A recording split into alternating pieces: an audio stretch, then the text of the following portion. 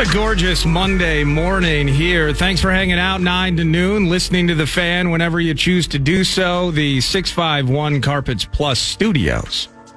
My name is Eric Nordquist. I am Nordo, in for PA. PA returns tomorrow, and I'll get to the TimberTech set list. The rookies for your Minnesota Vikings returned to the scene yesterday. Veterans reporting tomorrow, the first practice on Saturday. And this sounds like a good soundtrack. Chilling out on the perch, watching practice. How's JJ looking?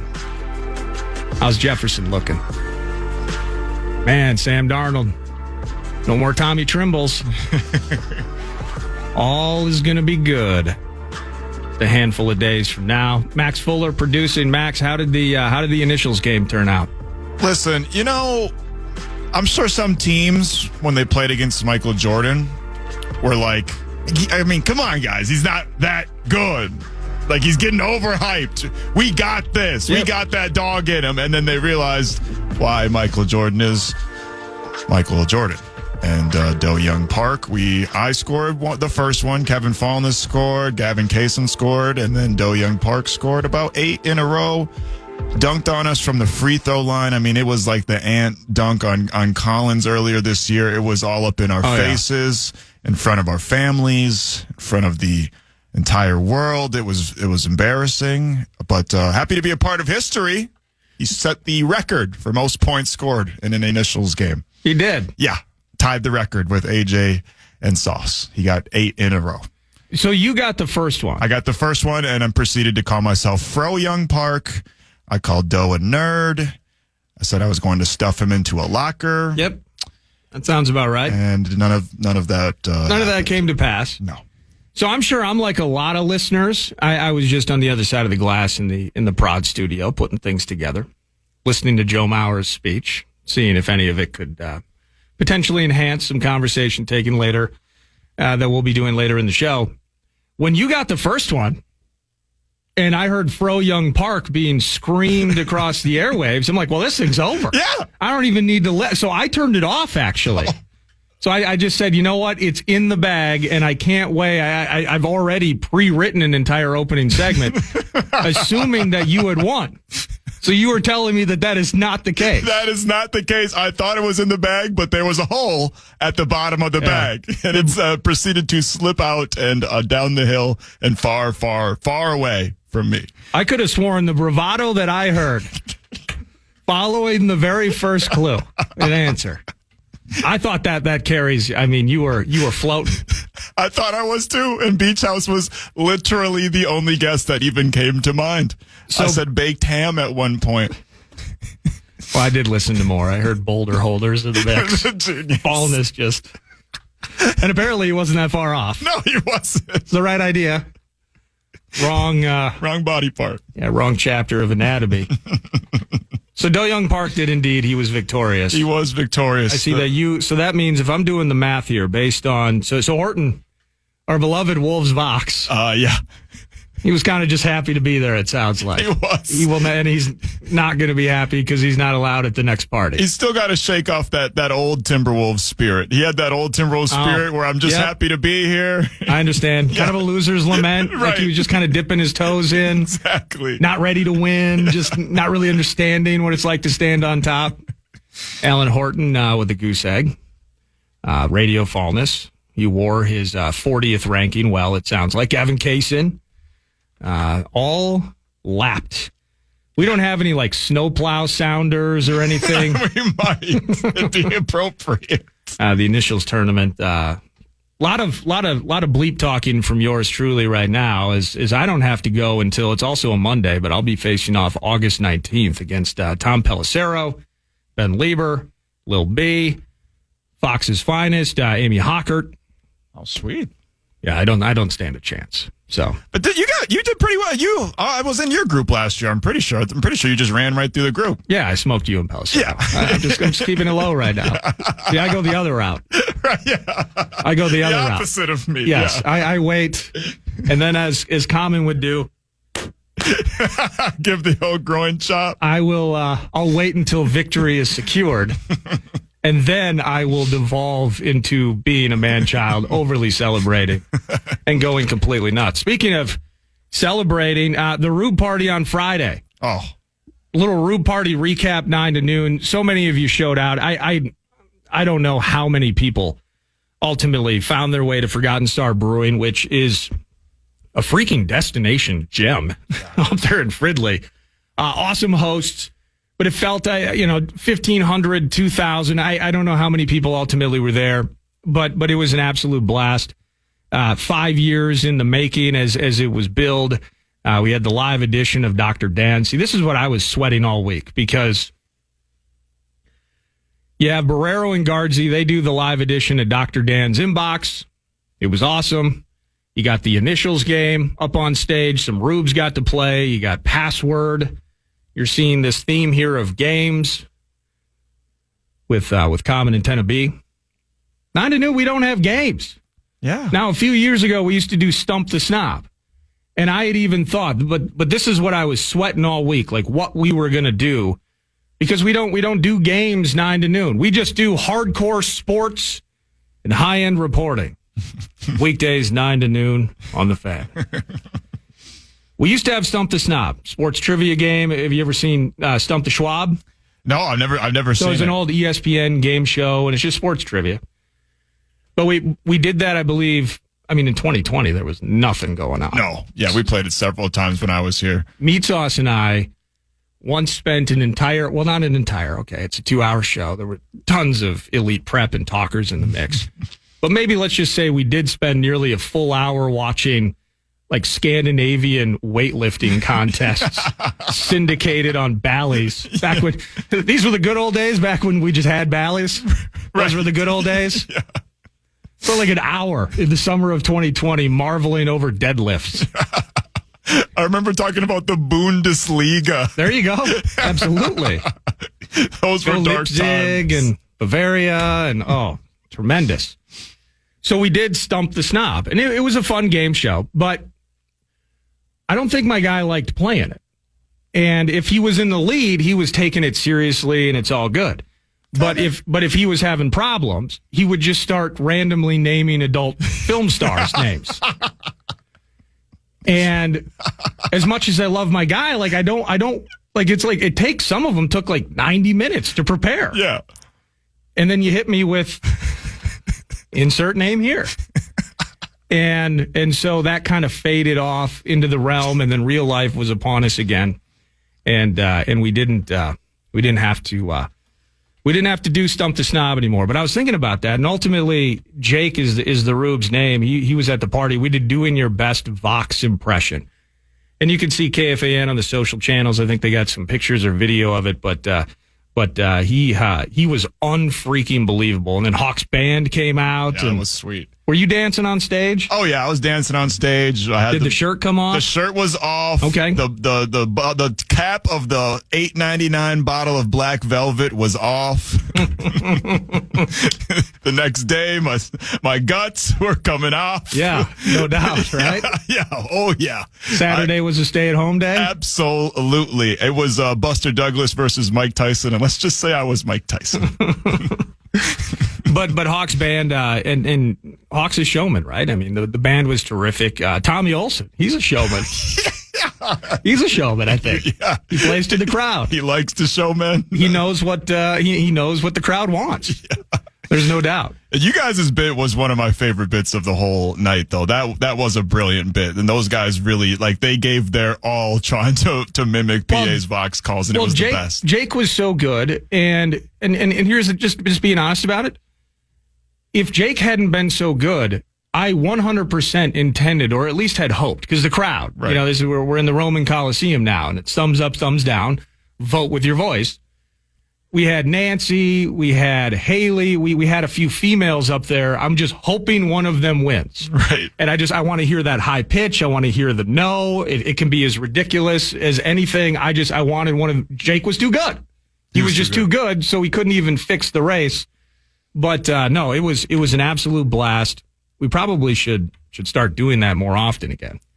I mean, Black Velvet or not. Yeah. Yeah. It was so much fun. But yeah, I was basically drinking nail polish. I just got this text, too. During the pandemic, Nordo and Sauce had almost an entire Saturday show dedicated to their favorite Little Debbie snacks.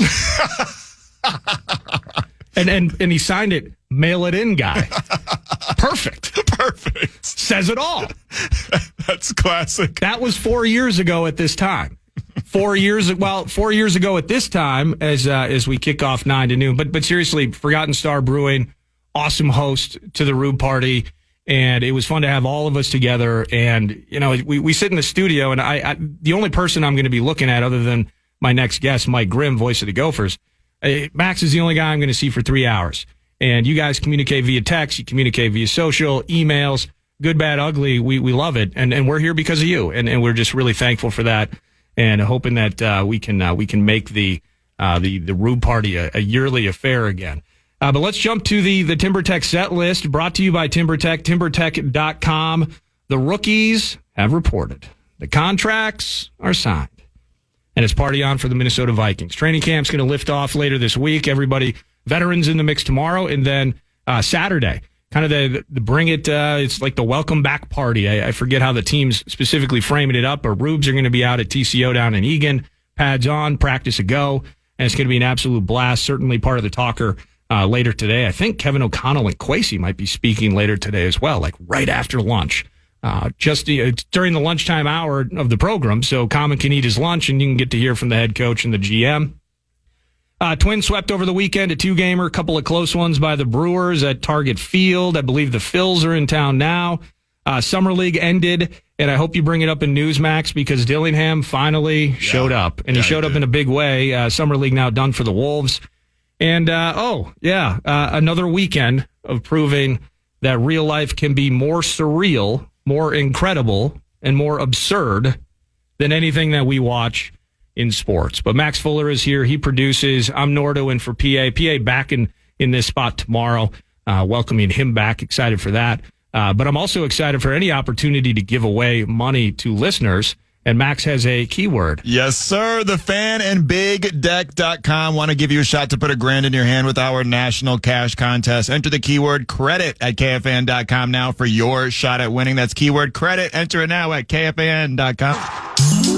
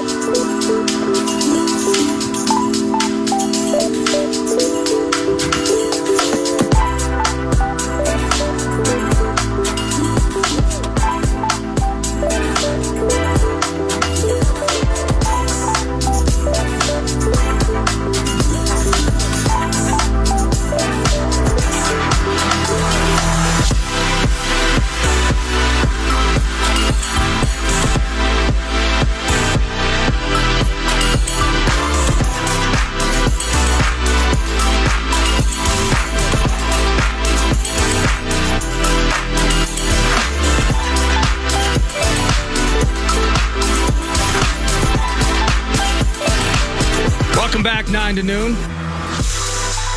Nordo in for PA. And joining me now, you must be going straight from here to the airport. Almost. I talked to you on Friday night at the Rube Party. Yeah, that was how fun. How did you like it? I thought it was great. I liked it because I just kind of melded in, rocked to the Chris Hockey Band until the wee hours of the morning, watched Max take off his shirt a couple of times. I mean, that was fun. So you're saying he disrobed, re-robed Yes. It's kind of the performance. And then disrobed again. Oh, yeah. I mean, I had to disrobe for Mouth Guitar Guy, of course. Because it's one thing just to be shirtless, but that's the process. It's the process, right? It's like Hulk Hogan could have just came out with no shirt, but the people wanted to see him rip the shirt off. You know what I'm saying? Oh, yeah. I saw, Mouth Guitar Guy was there. And that's almost like the national anthem to start something, right? A little bit. I mean, he starts and then everyone just stops what they're doing and watches. Great. Whenever he does his bit, I always stand, remove my cap. Yeah, just like you find would find the nearest for the flag. Star-Spangled Banner. My salute. right hand upon salute. my heart. It's truly a beautiful thing. And I am embarrassed a little to say this, but my weekends are usually full. So that was the first time I got to see the Chris Hockey Band live and in person in all the years I've lived here. I've seen him perform the national anthem at a Vikings game and a couple of other things, and then saw videos. They tweet out their videos. I'll see that. So that was fun. It was a good show. He was great, man. Such a talented dude. Super and the talented. band was good. And then he brought up all the personalities. And I was mixed in the crowd, so I stayed out. You didn't jump up there? It was good. I was just fine to be part of the audience. See, first of all, you would have been more than welcome up there. But the key is, once you go up there, as you saw, you got to have that preferred dance move. So you gotta have something in the tank, and it's fair. You were not warned. No, I would. But say, if you had gone up there, I don't know if 23-year-old. Can you crip walk? Mike Can you Grimm do the probably Dougie? would have been fine dancing. 53-year-old Mike Grimm probably not. Okay. Anything worth watching. All right, that's fine. I mean, back in the day, Max, I could loved shake. The Rubes would have loved it. So you're getting on a plane today, and I believe you're going to Indy. We are going to Indianapolis, Indiana. Underrated airport. I think they have, I don't know, maybe stop on your way out, Harry and Izzy's, get the shrimp cocktail. Yeah. If you're into such things. We have a reservation Wednesday night for the St. Elmo's. Oh, there you go. Guardsy, of course, is taking a late. DT and I are going today. Guardsy's going to meet us. He'll come in Wednesday night. I think he's going to miss the dinner. Of course, less time. He wants as little time with us as possible. He's a little, Is there anybody with more difficult travel arrangements than Justin Guard? Let me say this. There's nobody that brings on more travel on purpose problems.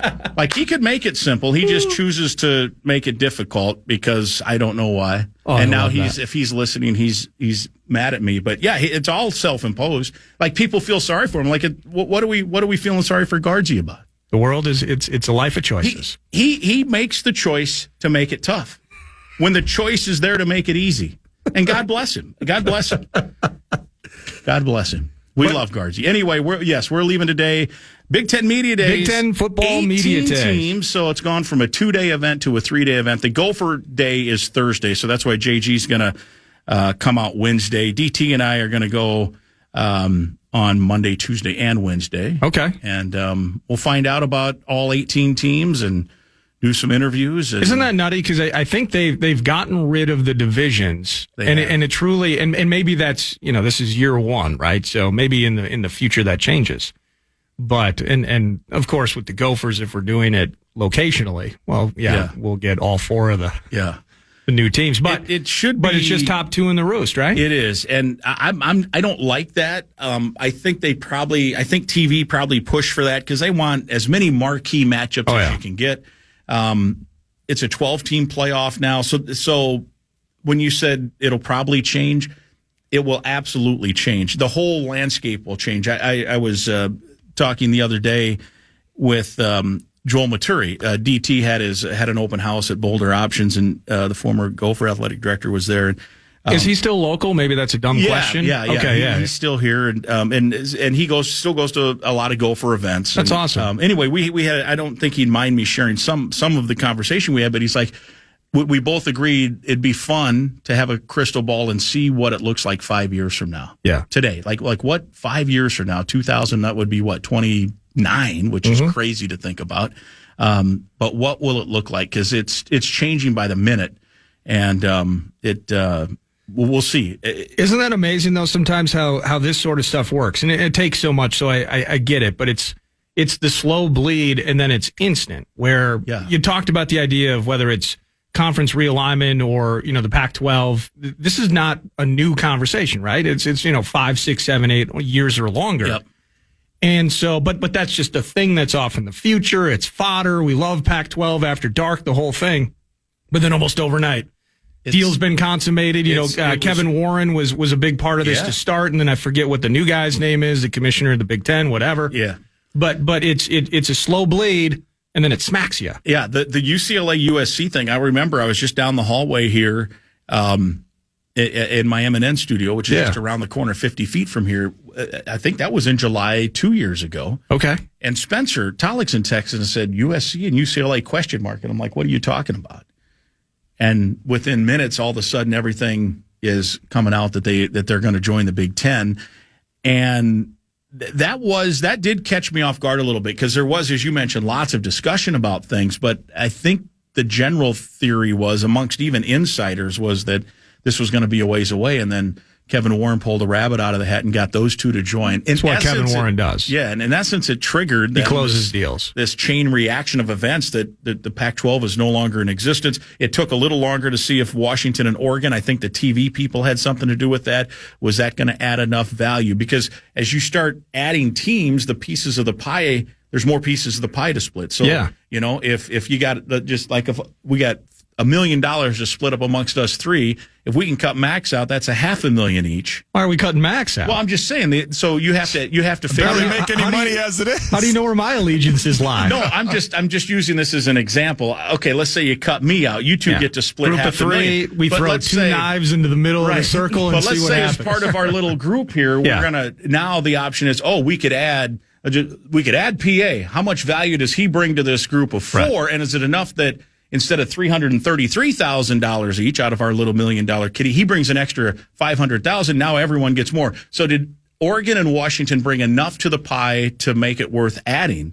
And eventually they came up with the formula that said, yes, it's worth it. And you think about Oregon, in some cases, in some preseason magazines, they're the number one team in the country right now. Yep. And so Oregon, I don't know what their schedule is off the top of my head, but Oregon, Michigan, Oregon, Ohio State, Oregon, USC. Think about some of the marquee matchups that Fox and CBS now and NBC, those are the three main characters in this thing, are going to get. And then there's still going to be Pac-12 after dark. It's just going to be Big Ten West, so to speak, after dark. And this whole thing started with you asking about the divisions. No divisions this year. I think that's got to change eventually. I think what they'll find, in my opinion, because everyone says, with Kevin Warren's background, he's trying to help, as he started this, the NFL model. Well, the NFL model has divisions, and there's a reason divisions are there, because it gives everybody hope through the end. Like, you can be sitting at 6-8, and the Vikings were right at one point last year, kind of on the outside looking in.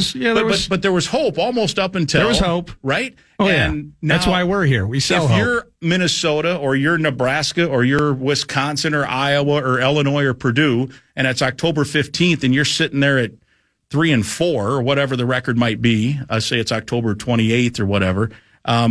You're out of it. You have no chance of making the tournament or of making the championship game. Where previously with divisions, if you win out, you might win the division, which would get you in. So divisional play. Now, with an 18-team league, you'd have to have some semifinals, and I don't know how many weeks you want to add to an already season that's expanding to 12 teams in the playoff. Probably down the road it'll be 16.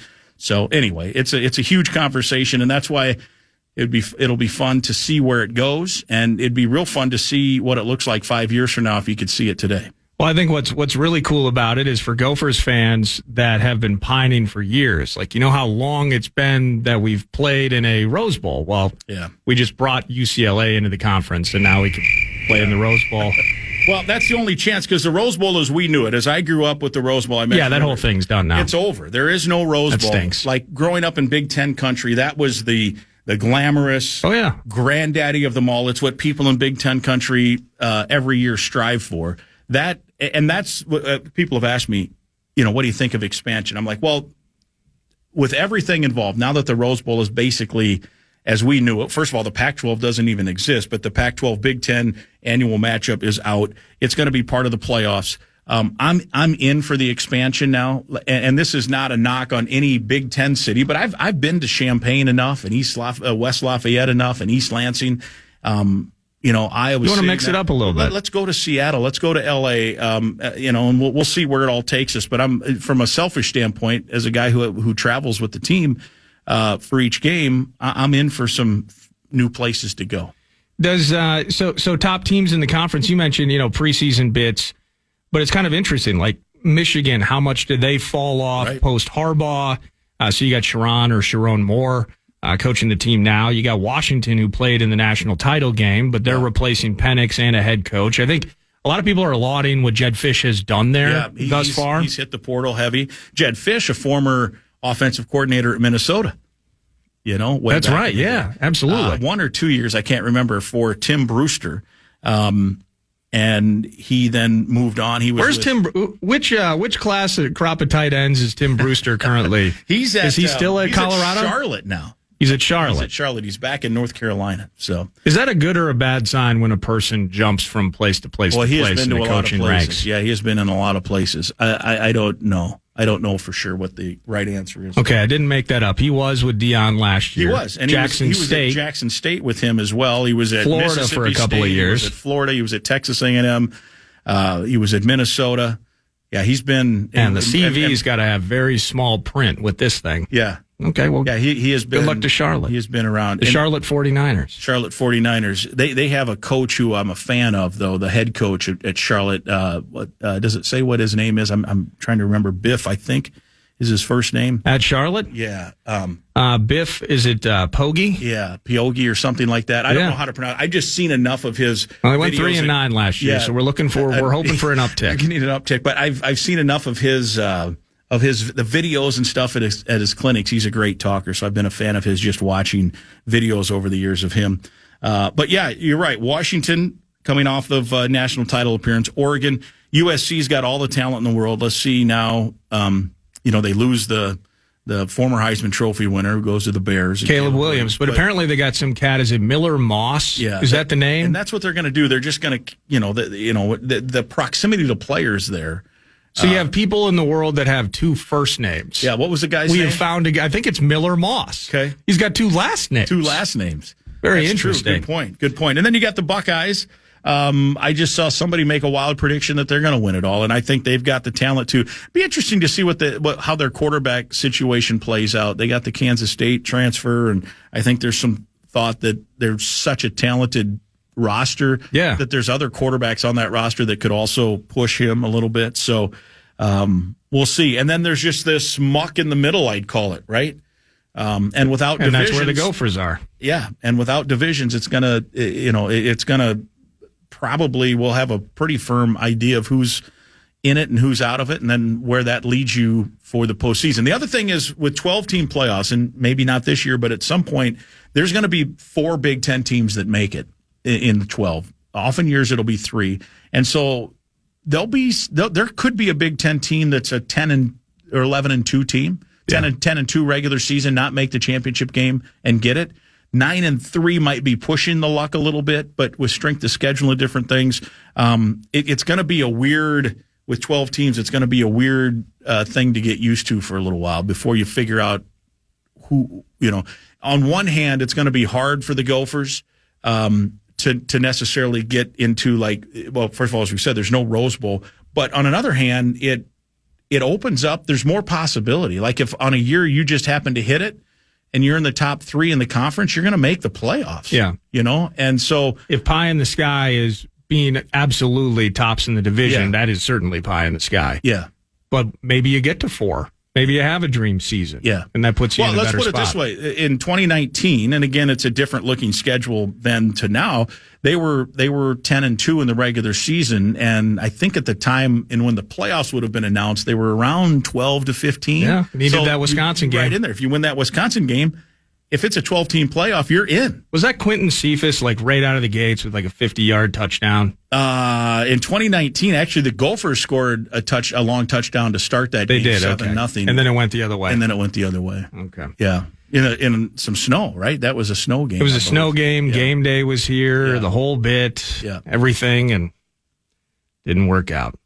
The quarterback situation in Nebraska. So now I'm hitting you with in Big Ten Media Days this week in Indianapolis. I got Mike Grimm in studio. He's the voice of Gophers, not only Gophers hoops, but Gophers football as well. North Carolina on the horizon. PJ's already working hard.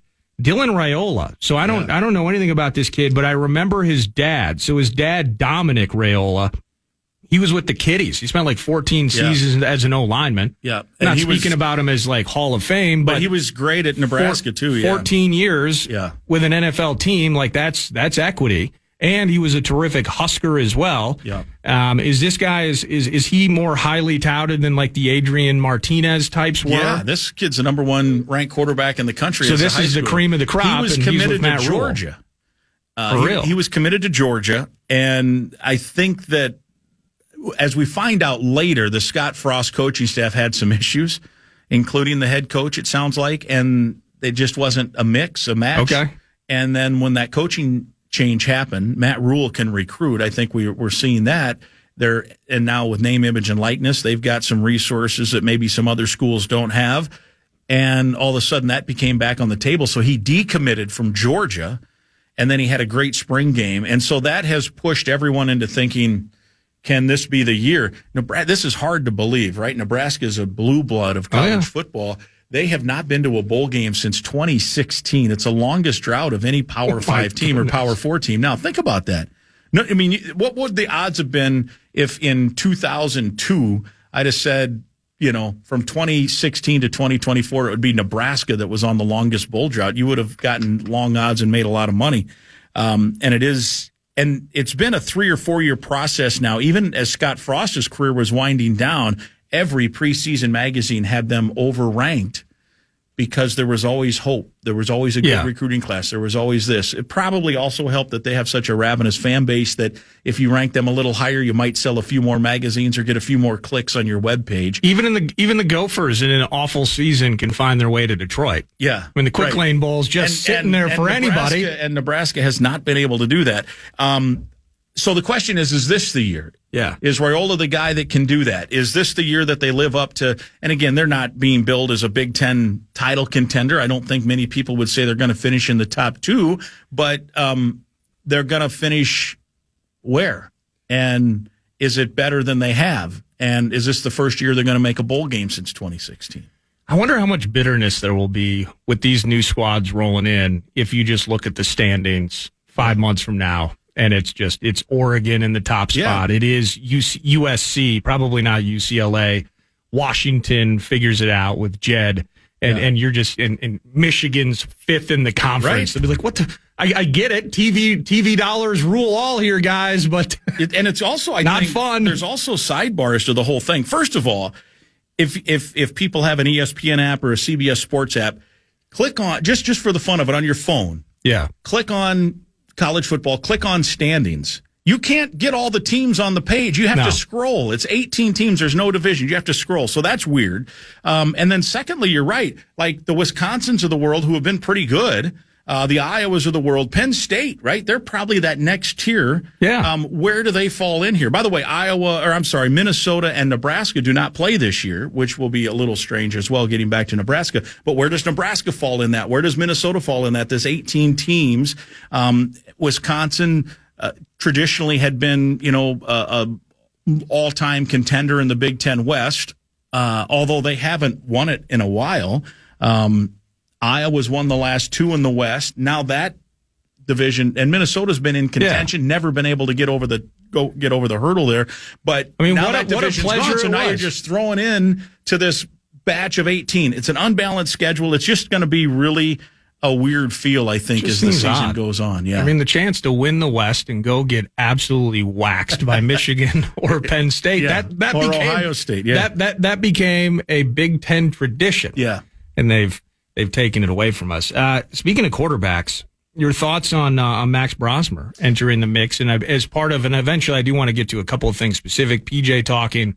I met Darius Taylor last week. Yeah. We can hit on all of that next segment, but just Max Brosmer, I think he's representing Minnesota. There are going to be some players that are showing up in Indy this week. Yep. What's good with the New Hampshire Wildcat turned Gopher into 2024? Yeah, so just to establish a little background here, because with the summer, I'm sure it's not exactly on the front page in terms of the Gophers have been working out all summer.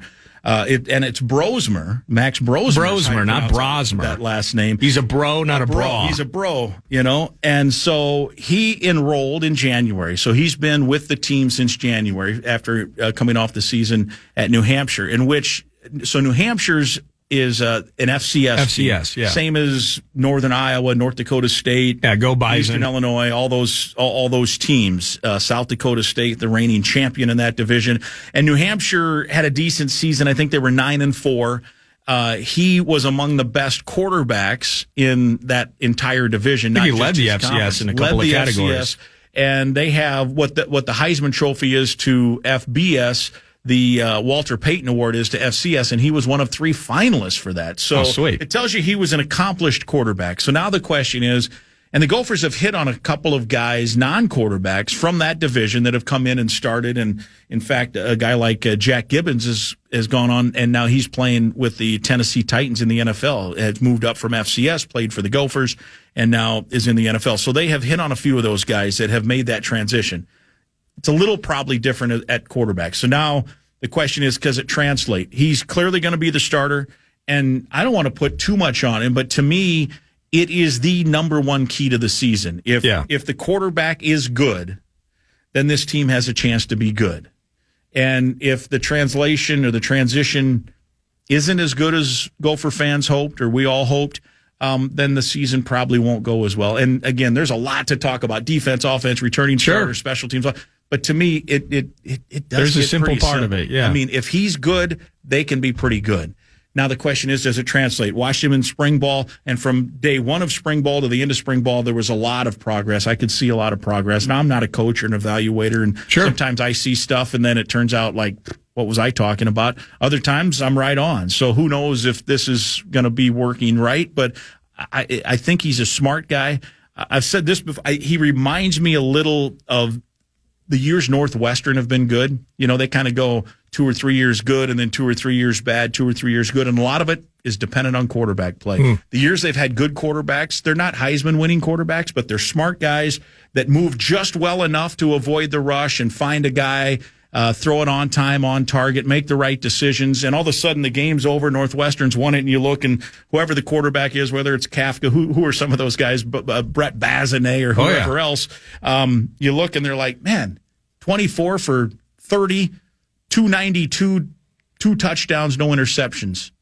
And I think that's what the Gophers have to hope to get out of him. And the years Northwestern's been good, they've gotten good quarterback play like that. And I think if Minnesota's going to be good, they'll get quarterback play like that this year. That's my comp. I think the years Northwestern's been good, they've had good. Like, I don't think Max Brosmer, if you watch him, is just going to, he's got an NFL arm, he's going to throw 60 yards. Like he's good.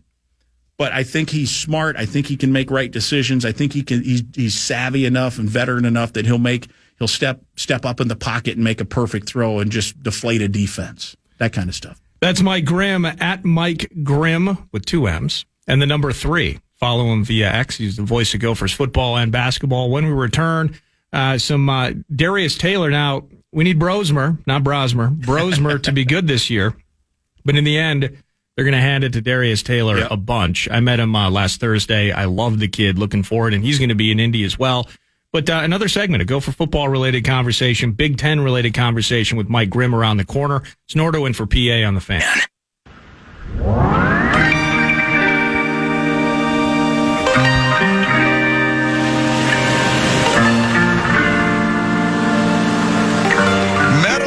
Metallica are taking over U.S. Bank Stadium August 16th and 18th. Don't miss their M72 World Tour featuring 2 nights of epic performances, different set lists, and a bold new in-the-round stage. Single-day tickets are still available. For full details, head over to KFAN.com. Keyword calendar.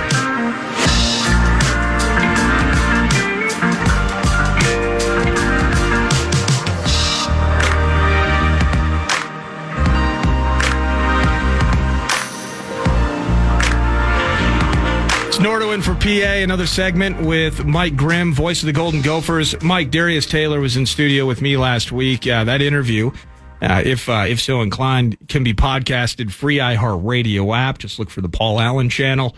Darius was awesome, man. And looking into it and just kind of prepping for the interview, I was texting back and forth with Paul Rovnak, media maven for the Gophers athletic department, or the football program in particular.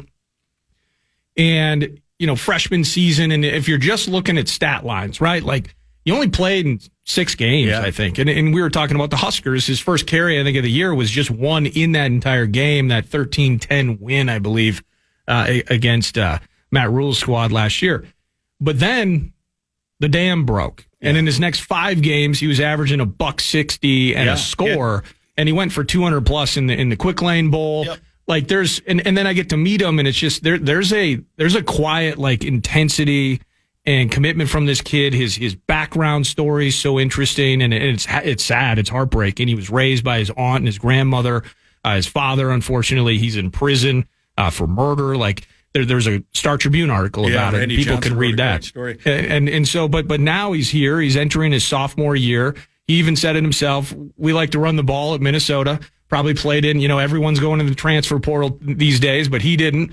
And that's probably playing in like he knows he's going to get opportunities. But, I hope Brosmer's good. Yeah. But, man, I like Darius Taylor. Yeah, and they've got 4 offensive linemen starters returning, and I think they like the new center, Greg Johnson. He's from Prior Lake. He actually started, I think, a game last year and was rotating in at the guard. So they've got 5 experienced guys ready to go. So, yeah, there's no doubt it's going to be a run-first operation still. And Taylor is so talented.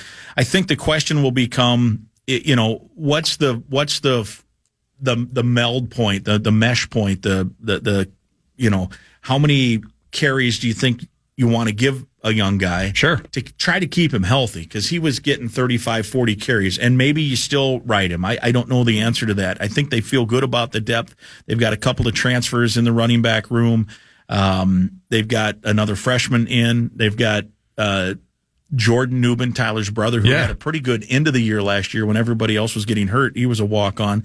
And Taylor's a good story. I mean, he was a high school receiver as a junior, and then the coach said at Walled Lake High School, I don't know if that's exactly the name, in the Detroit area, hey, we'll try it running back, and boom, it hit. And he mentioned that visions, too. Great. He's got great vision, great patience, and he's like my coach. My coach said, you're a pretty good wide receiver, but if you play running back, that's where the offers are going to come from. He's like, believe me, commit to the position, you'll do it.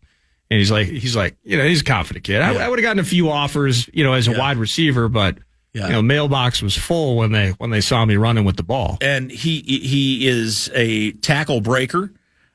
He also can make you miss. He can also run you over. He can also get, an extra yard when you need the extra yard. He also, I think, with a year under his belt, learned a few things. There were a couple of plays. I'm thinking specifically of a play where he had a really good game at Northwestern, that crazy game that the Gophers blew a 21-point lead. Just a fluky, kind of a weird game. You hope that's once in a decade kind of a loss. We had a couple of those late weird ones. 2 of them last year. You think they went 5-7. Now flip 2 games, so 7-5 still doesn't make it a great year, but it changes maybe the tenor and the perception of everything. Of things, and all of a sudden you're 8-5 with the bowl win, and maybe you're you're almost certainly in a different bowl game too. Anyway, the Illinois game late, where with a minute to go, they go 3 plays with the backup quarterback, 80-some yards, and hit on a 40-some yard touchdown to win it with almost no time left. Which that game at one point was, I think, Minnesota is 98% to win it, or 99% to win it. Illinois had you needed something really dumb to win. 4th and 14 from their own 11, I think, with a minute or so to go. I'd have to go back and look exactly. Anyway, the Northwestern game specifically, PJ talked about this. There was a short yardage situation, and he went a little too much laterally, as opposed to, look, you got to get a yard. Just got to move. So those things, he'll learn that. And because, again, he's in his infancy as a running back. And then you saw him in the bowl game. The Gophers threw 6 passes in9? It was some super minuscule number. And they were able to just, move Bowling Green down the field and control the ball. And Taylor's a big key for that. And so the question is, you want him for 12 games. And last week, during a media availability, Taylor said he thinks it'll be by committee. Now, again, if it's a 3-man committee, you, me, and Max here again, whoever's playing Darius Taylor is probably going to get 60 to 70% of those carries. It's not going to be an even 1/3, but I think you will have to. I'm just happy to put the uniform on every Saturday. It fits a little snug. Yeah. I got to figure that out. I think you will have to put some. Pre-planned series in where we just got to take some. Even if it's one series a half, sure. Just take some of the hits off of him. But he's such a good player. Like last year, God bless everybody else who was in the running back room last year, but there was a significant drop off from him to the rest. And so as a head coach, when you're paid to win games, it's hard to say, well, let's just punt. I mean, not literally punt, but let's punt on this series and we're going to put in a backup when you know you're going to be better when the starter's in. And so specifically, I think a lot of these games were grinds too. They were grinds, and that's the so close game. Style. Am I going to put the big horse on the bench? That's right. A tough decision, right? And every point's valuable, so every drive's valuable, and so those things will be decisions. The hope would be that the quarterback play is improved enough that you're able to maybe score a few more points.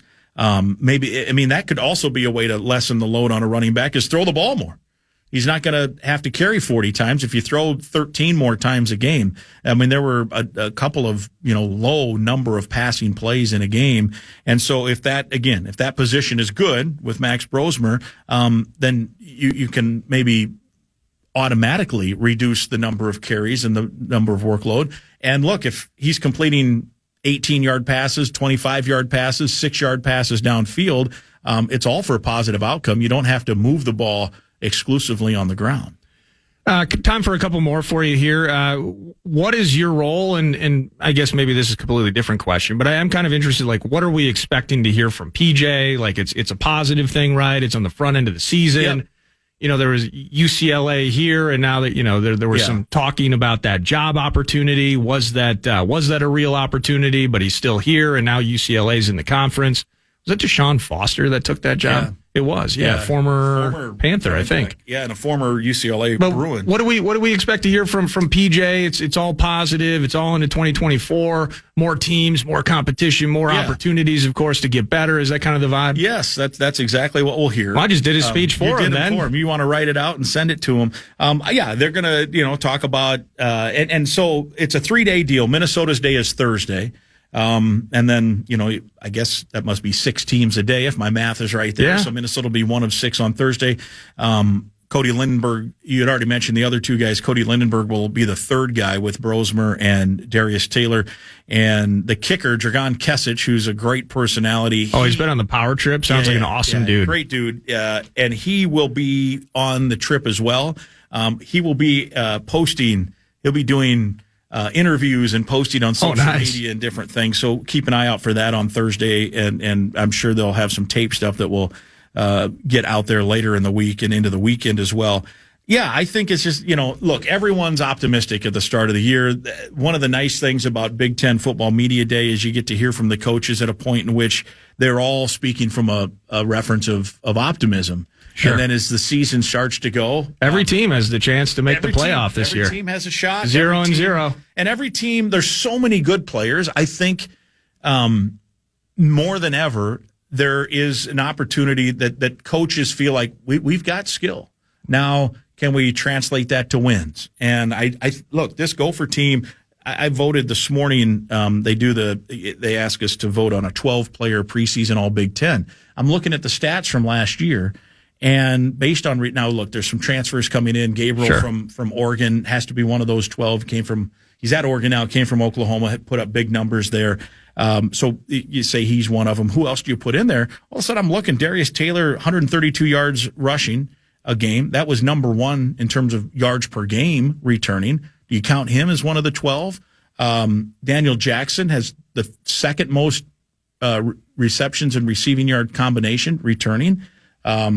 Ariante Ursery, the top-ranked Big Ten offensive lineman. So there's some skill. There's some talent on this team. Cody Lindenberg, if he's healthy, will be amongst the conference leaders in tackles.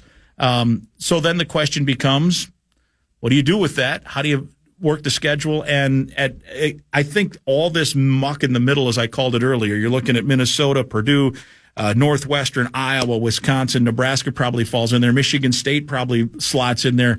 The difference between the best of that group and the worst of that group, the margin of error could come down to 5 or 6 plays over the course of the season, which can make or break your year. So, we can break it down all we want, but it's going to come down to just a few things here and there. And again, the quarterback situation is going to be important for Minnesota, as will many other things. Well, I appreciate you hanging out with me today. Yeah, it was it was an on the fly Friday night conversation. Yeah. Like, hey, you want to come hang out? I know you're heading to Indy, and sounds like you chose the right airline, so your flight's not going to be canceled. So far, so good. Daryl and I are so far set to take off this afternoon, and hopefully we get there. Man, what a just insane few days the airline industry has been. But no, thanks for all you do. Looking forward to hearing and seeing your updates from Indy. And we will, real quick, we'll have Guardsy and I will host the PJ Flex show, which will air from Indianapolis Thursday night. Here, I believe it's at 7:00. Oh, party right on. Here on the Fan. That's going to be awesome. So Thursday evening, we'll hear the Coach Flex show. That's great. Yes, we're going to see you, of course, at the State Fair. Yes, sir. That's one of my favorite days of the year. And then, and that's liftoff point, right? That's liftoff, baby. North Carolina. Yep. Tar Heels Thursday, in town. August 29th. Man, that's no Drake made it to defend, so we'll see who. I have not looked at North Carolina yet, so we'll dive into that as we get closer. We're still trying to figure out who's going to be throwing the ball for Washington. Who's going to, Miller Moss, the guy with 2 last names. What's up with that? These are the things that we need to know more about. I'll know more by Thursday night. Hey, that's perfect. Yeah. At Mike Grimm with 2 M's, 3, the number 3 at X. You can follow him there for all Gophers related bits, both hoops and football. Thanks as always, man. Have a safe and fun trip. Nordo, you are awesome. Thank you as always. Max, good to see you as well. Hey, thanks, Grimm. Good to see you too, with my shirt on this time. Yeah, thank goodness. We're going to pause, second hour ahead. Coming up at 11, Lavelli Neal III was in Cooperstown to watch Major League Baseball's class of 2024. That included Jim Leland, the longtime manager. I want to know if he just had a couple of cigarettes up on stage while he was doing the speech, but Adrian Beltre, Todd Helton, and Joe Mauer. And he's going to join us at 11 and just kind of catch up on the HOF weekend. But VOX Bites is around the corner next because training camp is upon us this week. We're super pumped for it. You're home for Vikings football, the Fan. So we're going to chat about the purple around the corner. It's 9 to noon.